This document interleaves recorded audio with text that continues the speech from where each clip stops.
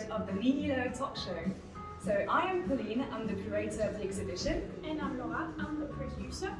And this is Nihilo talk show. So as we said, it's part of our exhibition, and this is where we want to break down our concepts, just to make sure that you guys understand and that we come across well.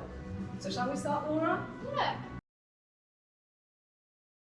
Let's start by introducing ourselves first. Laura, do you want to start? Yeah. Okay. So, as she said, we are students of MBA at ISA, and we're following the MBA Art and Luxury Management.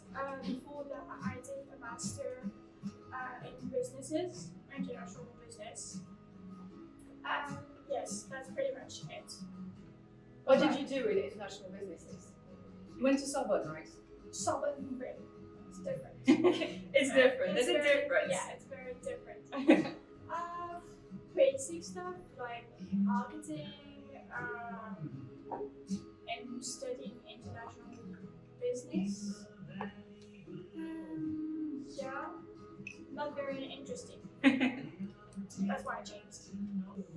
So, why did you choose ISR and why the international part? Because we're both French, so we both speak French, but we've chosen to go to the international side of ISR.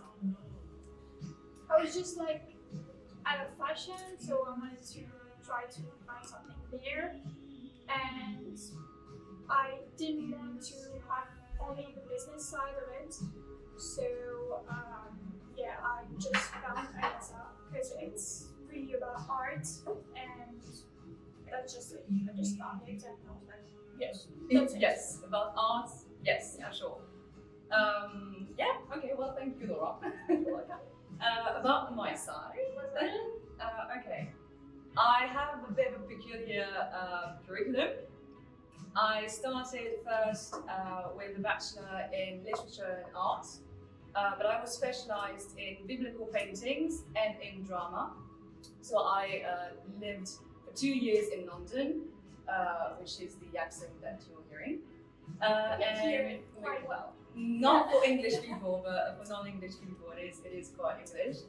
And then I decided, because I was an actress in London, I was working in theatre and in cinema, but it was not quite me. You know, it was too like it became an office job. It was not creative enough for me. So I decided to change and to go into my first love, which is art, of course. And yeah, here I am, ISR, MBA, Arts and Luxury. I do not have a background in business at all, but you know, I wanted to try that, and it's been fulfilling so far. So yeah. So now we're going to explain a bit of our concept, our project, which is called Nihilo. So it's an exhibition slash experience where it's happening from the 5th to the 8th of July in Paris, in in a small gallery. Yes. Yeah, quite an atypical gallery because it fits with the concept. Because we didn't want to do something like, as you heard, like experience, exhibition, immersive exhibition. It's not going to be something like just displaying artworks. It's more of that actually. And we wanted like a venue that could fit this. So we wanted to do something very atypical. And the actual gallery that we found is owned by someone who's very young, very dynamic, and very enthusiastic about the project, who's actually owned this amazing gallery in the Marais, quite hidden one, so it's quite intriguing when you first see it. And then you go like downstairs, and you have kind of like an underground place where we want to exhibit our main art pieces.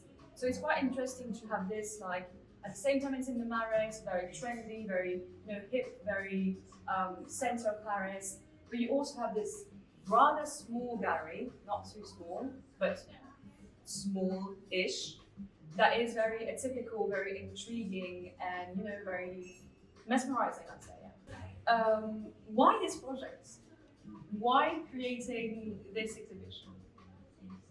Because we had to first. Yes, it is part of our MBA program to do so, but not only.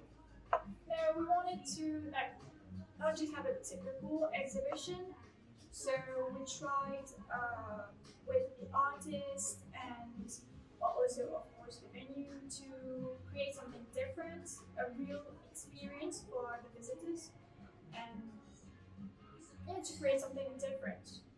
Yeah, and it's also because we realized that, we had like a couple of rough years, I'd say, with, lockdowns and COVID-19 and everything happening only virtually. So you were not able to at the same time connect socially, so with people, and you were also not able to connect with real artworks because you were connecting with the artist online, you were seeing what they were doing, but you were not actually seeing the artworks.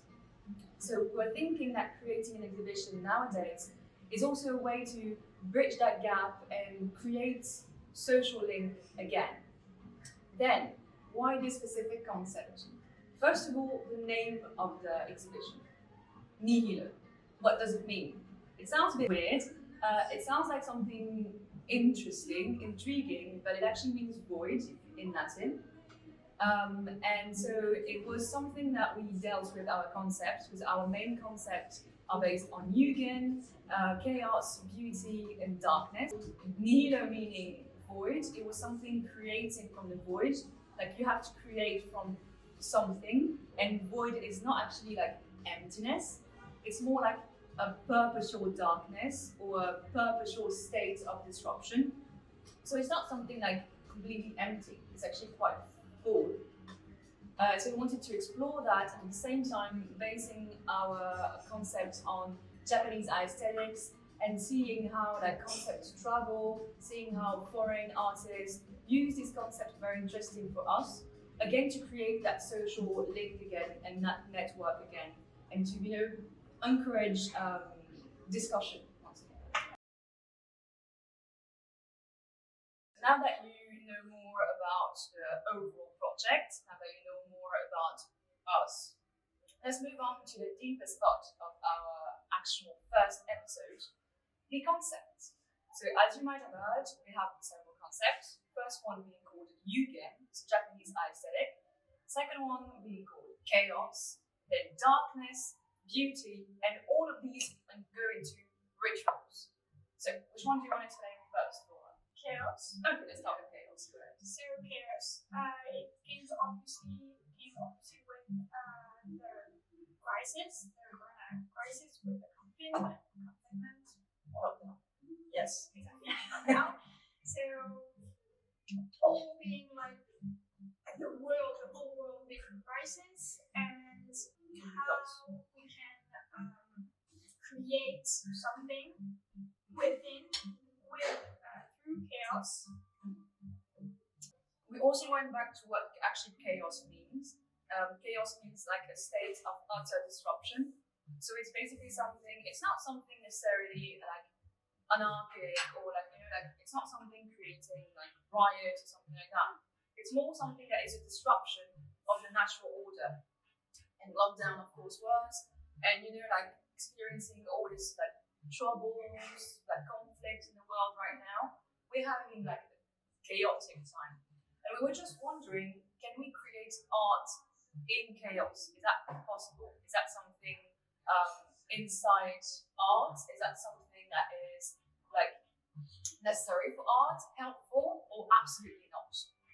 And yeah, we actually found out that chaos is really a big part of art, whether it is from like your actual inner chaos or whether it is actually from the outside chaos.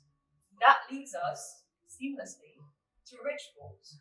So basically, it's all about exploring this chaotic nature within oneself, so within the artist or within ourselves too. It's all about these rituals that you use to make you feel safer. And art is all about this chaos paired with these rituals. But rituals is rather rigid, you follow them. Chaos is more like all over the place. All over the place, absolutely. And so it was interesting to pair these two and to see how it works for our artists. So now beauty, it's like you could say like what comes after chaos is kind of something more like ordered and can create beauty, leads to beauty, and you can even have within chaos beauty, and so that's what we search for with our artists, and yeah, to find the beauty in chaos. I think that's And that also leads us to one of the main concepts that we wanted to explore, which is the differences between the eastern part of the world and the western part of the world. So by eastern, we mean mostly Japan and China, and by western, we mostly mean Europe. So by Europe, we mostly mean France and Greece and this European part of the world. And this beauty is very different, especially in Japan compared to France, for example. And that leads us to our concept that is yugen. So basically, yugen is something that we came across reading In Praise of Shadows by Junichi Okanizaki. That was written, that's an essay written by this Japanese writer in the beginning of the end of the 19th century, beginning of the 20th century. And it was basically about how Japanese aesthetics are mostly based on shadows, and it's all about experiencing the shadow in the display. It was all about this difference in display and this importance of shadow in the display of artworks. Because in Japan, actually, you can't display something too brightly because it would be taking down its mysteriousness and its actual depth and beauty. If you compare to westernized beauty is something that answers to very specific criteria. It has like a canon, it has norms you have to respect. So it's very much standardized. Whereas Japan is not standardized. It's more about embracing the imperfection and embracing the shadows within the artworks. So we wanted to experience this. If the Japanese aspect of beauty can be transcribed into Western artistic rituals, and if so, how? And we then found out yugen. So what is yugen? It's keeping it very simple.